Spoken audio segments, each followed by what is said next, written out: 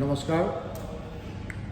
2026 চনৰ মাৰ্চত 21, 22, 23, 24 তাৰিখত ভাৰতীয় যুৱ সংসদৰ জৰিয়তে যুৱ সংসদৰ অধিৱেশন এইবাৰ নাগপুৰত হ'বলৈ গৈ আছে আৰু আয়োজকসকলক মোৰ শুভকামনা থাকিল আৰু অসমৰ ভিন্ন কলেজৰ পৰা 18ৰ পৰা 21 বছৰৰ ছাত্ৰ ছাত্ৰীসকলক তাত অংশগ্ৰহণ কৰিবলৈ মই অনুৰোধ জনাইছোঁ আৰু ইয়াৰ জৰিয়তে ভাৰতবৰ্ষৰ বেলেগ বেলেগ শিক্ষানুষ্ঠানৰ পৰা অহা যুৱক যুৱতীসকলৰ লগত আপোনালোকৰ পৰিচয় হ'ব আৰু বহুখিনি কথা আপোনালোকে শিকিবলৈ পাব।